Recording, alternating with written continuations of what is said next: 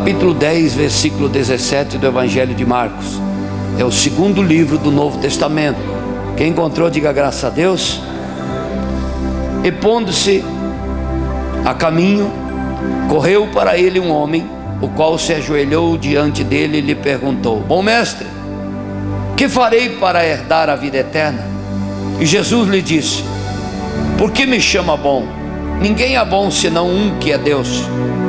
Tu sabes os mandamentos: não adulterarás, não matarás, não furtarás, não dirás falso testemunho, não defraudarás alguém, honra o teu pai e a tua mãe. E ele, porém, respondendo, lhe disse: Mestre, tudo isso tenho guardado desde a minha mocidade. E Jesus, olhando para ele, o amou. Ele disse: Falta-te uma coisa. Vai e vende tudo quanto tens e dá aos pobres, e terás um tesouro no céu. E vem e segue-me. Mas ele, contrariado com esta palavra, retirou-se triste, porque possuía muitas propriedades. Então Jesus, olhando ao redor, disse aos seus discípulos: Quão dificilmente entrarão no reino de Deus os que têm riquezas. E os discípulos se admiraram destas suas palavras.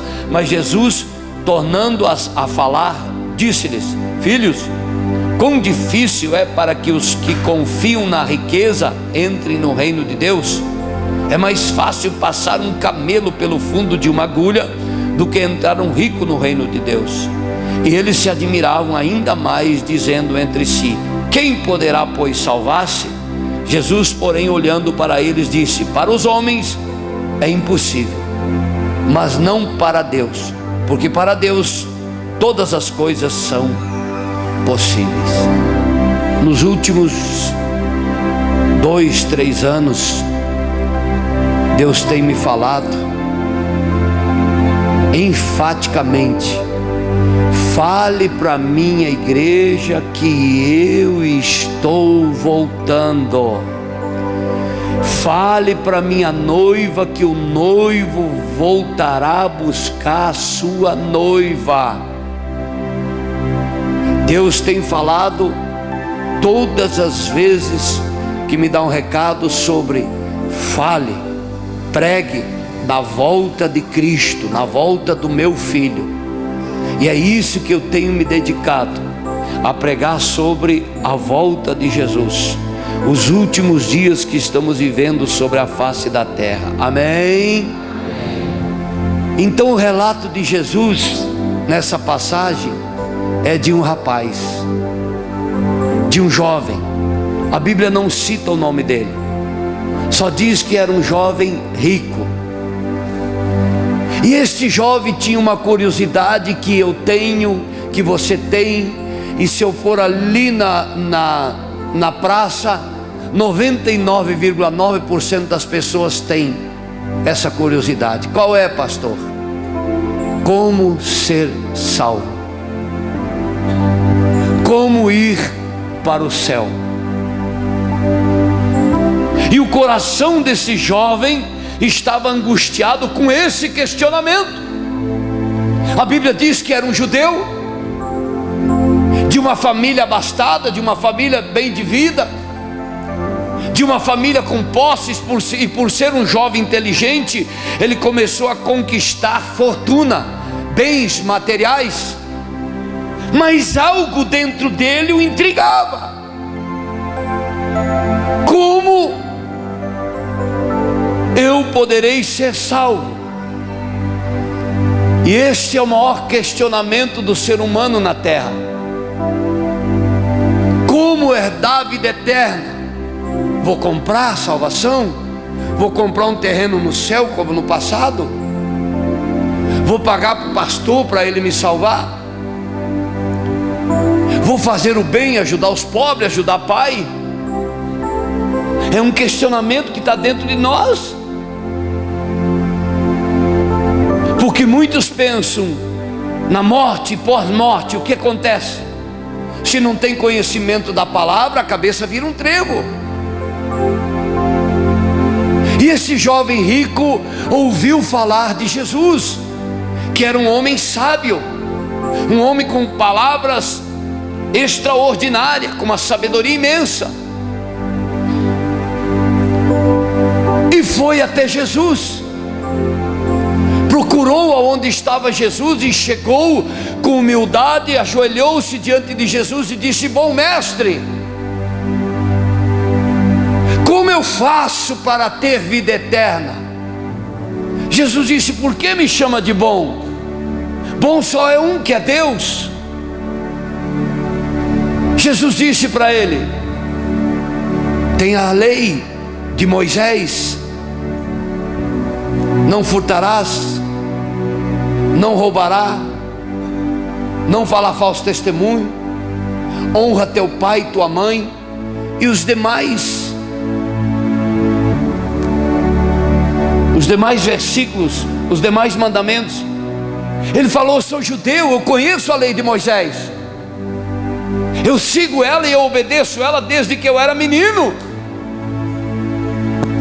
Eu cresci com a lei no meu coração e eu pratico ela. Então ele estava entendendo que ele estava no caminho para ser salvo, próximo da eternidade, porque ele obedecia à lei de Moisés. E a Bíblia diz que Jesus olhou para ele e o amou, porque Jesus tem compaixão pela minha, pela sua alma, pela alma de qualquer ser humano. Por isso é uma luta constante, 24 horas por dia, entre Deus e o diabo, pela minha e pela sua alma. É uma luta diária, sem trégua. Deus querendo que você vá para a eternidade e Satanás querendo que você permaneça a eternidade toda sofrendo. Por isso a guerra entre nós. Por isso é uma guerra contínua dentro de nós. Há um desejo de você vir para a igreja, um desejo de servir Jesus, mas ao mesmo tempo o diabo diz: mas de novo na igreja? Dá uma trégua. Vai daqui 15 dias, vai daqui uma semana, não precisa ser dizimista, não precisa descer as águas do batismo. Há uma guerra dentro de nós. Quem está entendendo? Escute. Jesus foi na ferida do rapaz. Jesus foi no ponto chave dele, porque Jesus conhecia o coração do rapaz. Um rapaz bom, uma família com posses em Jerusalém, uma família influente, um rapaz que aparentemente não tinha maldade, um rapaz que se preocupava com as leis de Moisés, era judeu, tinha todos os indícios para a vida eterna. Mas Jesus olhou para ele e viu um detalhe no coração dele. Jesus disse para o jovem, preste atenção: quase tudo tu tem obedecido, quase tudo que você faz é correto diante de Deus, mas falta apenas uma coisa. Jesus, olhando nos olhos do rapaz, disse: vai, vende os seus bens e dá aos pobres, e depois me siga. Jesus foi na ferida dele. Por quê? Porque o coração dele estava nas suas propriedades. O coração desse rapaz estava nos seus bens. Primeiro os bens, primeira fortuna, Jesus em segundo, Deus em terceiro, e assim sucessivamente. E Jesus não aceita isso. Se ele for segundo na sua vida, você não está no caminho de salvação. Se primeiro for seu marido, sua esposa, suas propriedades, eu te aconselho a uma mudança radical, porque senão não há como vida eterna. A Bíblia diz que Deus, o Deus que criou os céus e a terra, Ele é um Deus ciumento. Ele não divide a glória dele com ninguém. Ele quer e deseja ser exclusividade dentro de nós. Quem está me entendendo? Por isso ele diz: busque primeiro a mim, e aquilo que você precisa, casa, carro, propriedades, bens, família, eu dou para você, eu acrescento, porque eu tenho poder para te abençoar. Quem está me entendendo? Então Jesus o que? Foi na ferida do menino, do rapaz,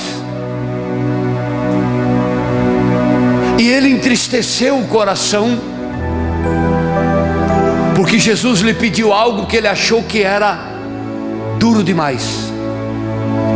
A palavra de Jesus foi forte demais, e a Bíblia diz que ele se retirou e foi embora. E Jesus disse aos discípulos: vocês estão observando? Quão difícil é um ser humano entrar no reino dos céus que coloca a sua riqueza nos seus bens. Jesus voltou a falar: quão difícil é um rico entrar no reino dos céus. É mais fácil um camelo passar o buraco de uma agulha do que um rico entrar no reino dos céus. Não é essa agulha que você faz costura em casa, não é aquele buraquinho da agulha, é uma outra agulha que lá em Jerusalém é uma entrada como essa, um pouco maior, aonde os camelos batiam aqui e não conseguiam passar. É um buraco maior. Jesus se referiu a isso. Ou seja, Jesus estava dizendo: a prosperidade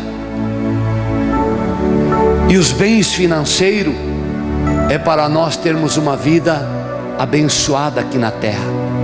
Mas o que Jesus não aceita é nós colocarmos o dinheiro nos nossos bens e nas nossas propriedades. Ou seja, aquilo que nós temos, tirar o lugar de Deus dentro de nós. Quem está entendendo? Escute. O rapaz virou as costas para Jesus e perdeu a salvação. Estava muito próximo de ser salvo, mas a palavra de Jesus foi dura demais para o coração dele, e ele deve ter pensado: não, quem decide da minha vida sou eu. E automaticamente, com as suas propriedades, os seus bens, ele foi queimar no fogo do inferno, porque não tem como comprar a salvação. Quem está me entendendo? Preste atenção agora.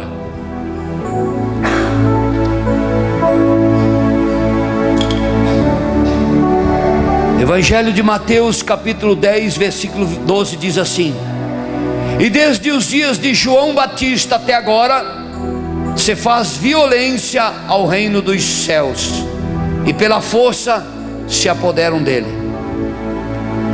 E no capítulo 10 versículo 38 diz assim: e quem não toma a sua cruz e não segue após mim, não é digno de mim. Escute agora o que eu vou te falar. Falei do jovem rico que perdeu a salvação.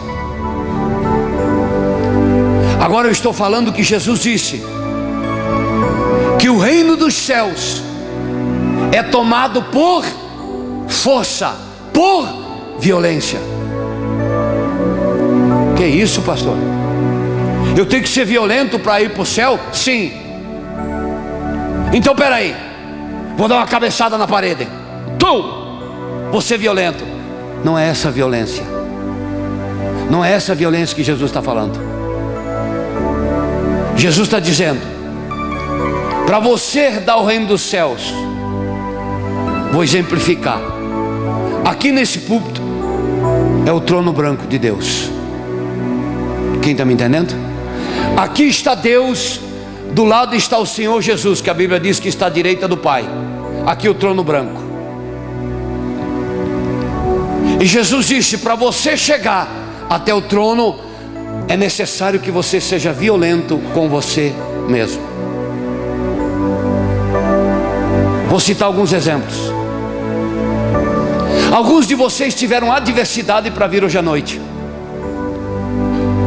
Tiveram alguns empecilhos, algumas lutas, alguma adversidade. E se você não perseverasse, tu não estaria aqui. Tu já foi violento com você mesmo. Você o quê? Perseverou. Quem está me entendendo? Olha só. Vem cá um obreiro, por favor. Pode vir. Chegou na igreja Luz do Mundo. Teve um pastor de fora agora. Muitos vieram conhecer. Ouviu a palavra, viu muitos sinais, viu prodígio e maravilhas. Cresceu no coração da pessoa um desejo de vida eterna, o trono branco, onde Deus está. Ele começa a caminhada com Jesus, alegre e feliz. Passa-se alguns dias, ele começa a ouvir a palavra, e a palavra começa a ser forte como a do jovem rico. A palavra diz, palavra de Deus, olha, para que haja salvação na sua vida, você precisa fazer umas escolhas. Há umas escolhas lá fora do mundo que Deus não aceita aqui dentro. Então você precisa o quê? Tomar algumas decisões. De repente algumas amizades você precisa deixar de lado. De repente algumas coisas que você pratica, faz lá fora, você precisa deixar de lado. Então ele estava todo entusiasmado, mas a palavra já foi forte como a palavra do jovem rico. E ele diz, isso daqui não é para mim. Eu não posso abandonar o que há muito tempo eu estou usufruindo lá fora. E ele abandona o reino dos céus. Então ele não foi violento com ele mesmo. Ele não tomou atitude. Ele está esperando o quê? Um evangelho fácil, que nem estão pregando aí fora.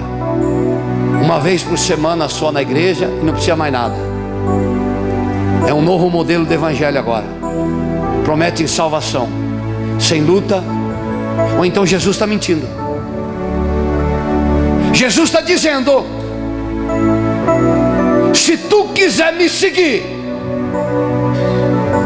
ir para o céu, pegue a sua cruz e siga-me. O que é a cruz, pastor? É os problemas, as adversidades, as lutas, as afrontas, as perseguições que você tem dia após dia para ficar firme com Cristo Jesus.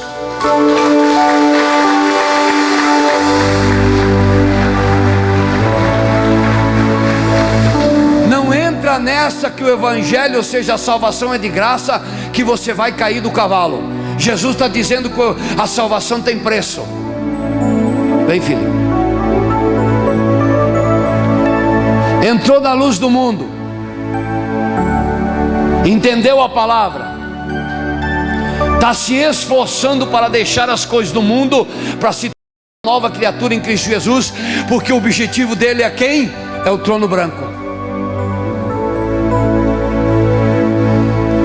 Aí ele vem e ouve pela palavra, não é o pastor que inventou, precisa se batizar. Negativo. Me batizei quando eu tinha 3 meses. Aquilo chega. Não, pela Bíblia está errado.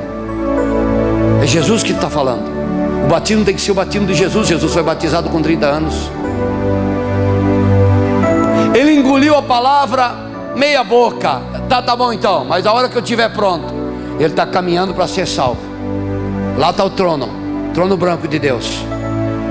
Está firme. Já entendeu sobre jejum? Já entendeu sobre o projeto de vida que seja, ou seja, as almas que Jesus quer salvar? E até se tornou camisinha branca, obreiro. Está a caminho do céu. Jesus disse que para chegar até aqui, nós precisamos ser violentos conosco mesmo. Tem que ser agressivo com você mesmo. Já está até mesmo evangelizando, trazendo alma para Cristo. De repente não concordou com o líder. Tem algumas coisas que no entendimento dele não está certo. Como jovem, em outras palavras, olhando para Jesus, espera aí, o Senhor está mandando eu vender os meus bens, dar aos pobres, e o suor, eu que trabalhei. Vamos deixar esse negócio de salvação para o lado. Por não dar crédito à palavra de Jesus com os bens e com a fortuna, ele foi queimar no fogo do inferno. Assim acontece com muitos. Quem está me entendendo? Jesus está dizendo que se nós não formos violentos conosco mesmo, não tem eternidade. A salvação tu não paga nada, porque Cristo nos deu, mas existe um preço para você permanecer fiel aqui dentro. Existe um preço para você ficar firme, cumprir com o que a palavra diz.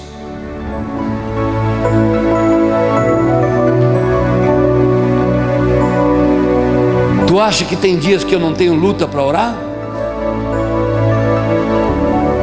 Tem dias que tu acha que eu não tenho luta para jejuar? Existe uma guerra aqui dentro. Não, está pregando todo dia, não precisa orar. Todo dia prega, todo dia está na presença de Deus. Jesus disse: sem oração e sem jejum você não vai a lugar nenhum. É o preço. O trem vai apertar ainda mais. Muitos. Aí o trono, escute, vão estar muito perto do trono e vão acabar desistindo. Há 30 anos atrás, alguém que pregava para mim e orava comigo na madrugada, 4 horas da manhã. Eu estava orando aqui à tarde. Entrou, me chamou pelo nome, o sem óculos. Falei: não conheço, está meio escuro. Quem é você? Não me conhece? Falei: não conheço, perdoa. Chegou aqui, pregava para mim, pregava no altar 30 anos atrás. Falei: rapaz, você está onde? Voltei para cachaça, eu não consigo mais largar a bebida. Eu estou morando no interior, nunca mais busquei Jesus. A cachaça me dominou. Estava perto do trono. 20, 30 anos de pastor. Estava perto do trono.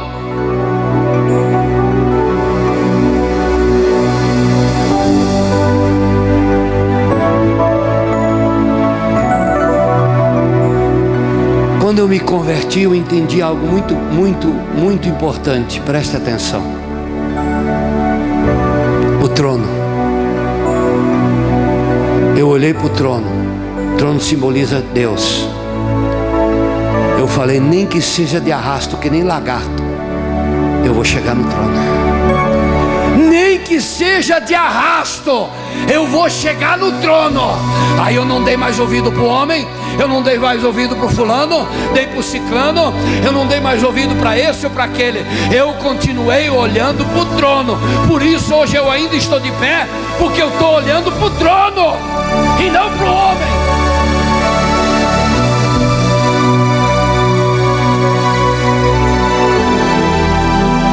Escute. No trono, quem chegar até aqui, existe coroa para cada um de nós. Se você chegar até o trono, uma coroa é colocada sobre a sua cabeça. Coroa significa o quê? Quem é vencedor é coroado. Mas existe também outra coroa. Essa outra coroa tem algumas pedras preciosas. A recompensa daquilo que tu fez aqui na terra para o dono do trono. Haverá uma coroa com pedras preciosas sobre a sua cabeça. Ganhou uma alma para Cristo, tem uma pedra, uma recompensa. Anunciou o evangelho ali fora, nos ajudou a anunciar o evangelho, tem recompensa, tem galardão. Só conseguiu a salvação é apenas a coroa.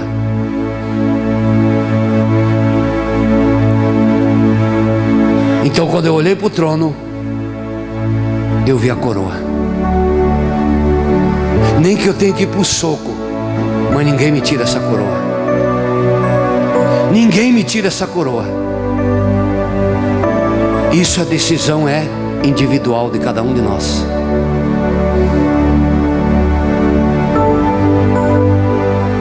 Infelizmente, o jovem rico, presta atenção,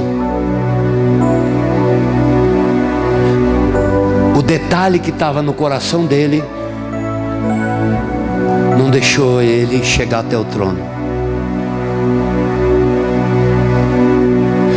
Jesus disse: vende tudo e dá aos pobres e me siga. O detalhe que era o problema financeiro, a ganância que ele tinha no coração, o Espírito Santo ia trabalhar. Devagarinho ia moldando o coração dele, dando entendimento. Mas no ímpeto, ele simplesmente virou as costas para Jesus. É o que muitos de nós fazemos. Alguma interpretação errada da palavra, já toma decisão precipitada. Isso terá um preço muito grande no dia do amanhã. O Espírito Santo, que é o dono desta obra, ele vai trabalhar no detalhe que você precisa mudar. Ele vai trabalhar no detalhe que precisa ser mudado. Nada é por força, nada é por imposição. Quem faz a obra no coração do ser humano é o Espírito Santo. Por isso eu fico enfatizando, falando, batendo toda hora aqui: vem buscar o Espírito Santo, porque com o Espírito Santo tu chega até a coroa. Sem o Espírito Santo, eu duvido tu chegar até o trono, porque os empecilhos, as lutas e a cruz do dia a dia vão te impedir. Porque sem o Espírito Santo, a cruz se torna muito pesada, muito grande.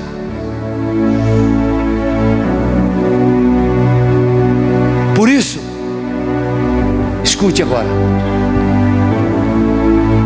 No Antigo Testamento, a segunda praga que Deus mandou sobre o Egito foi de rã. A primeira água se tornou sangue. A segunda, dentro do palácio, na cama, na cozinha, na geladeira, no freezer, estava cheio de rã. Faraó mandou chamar Arão e Moisés, os dois irmãos, e disse: orem para o seu Deus que cesse essa praga. Moisés perguntou: para quando o Senhor quer que cesse a praga? Ele disse: para amanhã. Olha o contraste agora.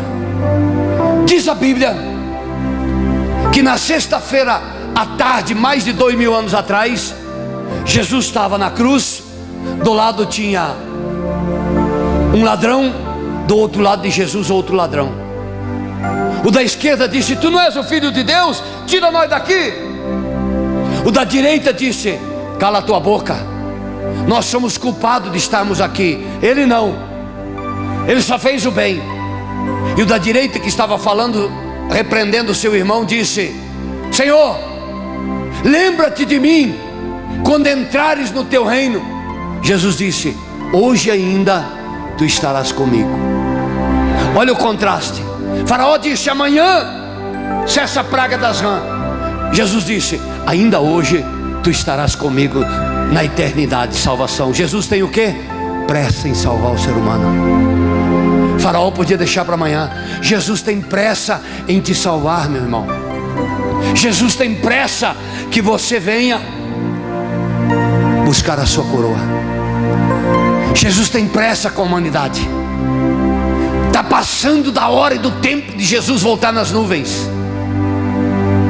Está passando. Jesus tem pressa em salvar o ser humano. Por isso eu te peço, entra na página da igreja, divulgue para alguém, mande para outro estado, para outro país. Vai ter testemunho, tem oração forte às 11 horas da manhã, tem palavras. Nos ajude. Jesus tem pressa em salvar o ser humano. Acabei aqui agora, pastor.